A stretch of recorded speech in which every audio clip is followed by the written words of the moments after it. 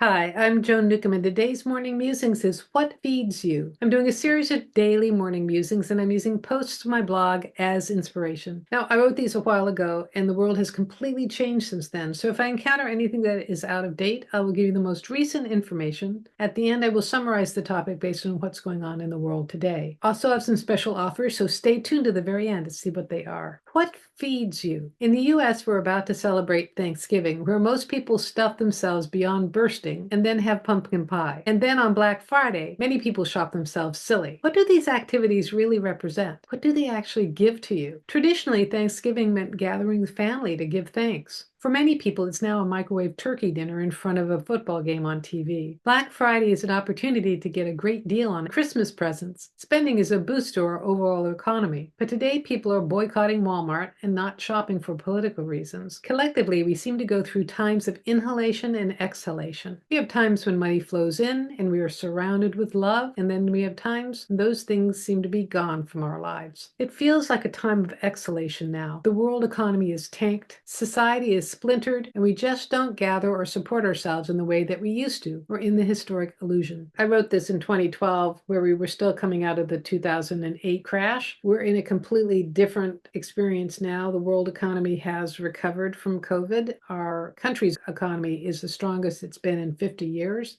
I will have to say that, in a sense, we're still splintered and we don't gather or support ourselves in ways that we used to. The most of us are not doing that traditional family Thanksgiving, if we ever did. On the physical level, we're driven by hunger, and our actions are tied to feeding our needs. Some people find eating comforting. Some people find shopping relaxing. What is it that you really need? Years ago, I visited the Southwest, and I had a difficult time with the environment. It felt desolate to me. It was so different from the Pacific Northwest where I lived. I had a conversation with a cactus, and it told me that plants there had a different sun-water balance. Without thinking, I adjusted my inner sun-water balance and felt more comfortable. When I returned to Seattle, it was gray and rainy, and I quickly adjusted back to what I was used to. This morning, I woke up thinking about energy, as I often do, and tried a variation on a replenishing technique. My original technique is to imagine a gold sun above me and to have gold flow into me. Gold energy represents a healing energy that also assists with evolution. Over time, I've used waterfall energy, as to me, flowing water represents abundance. This morning, I tried oxygen, thinking about the oxygenated air when you're near a waterfall or by the ocean. My body and energy system responds to each of these: sunlight, water, and air, and there are elements for any living thing to grow. But what's behind all of them? What is the core energy that we're seeking? We get confused because our bodies seek to survive. Our bodies seek to be loved. Eating is the most primal way, literally, to survive. Shopping,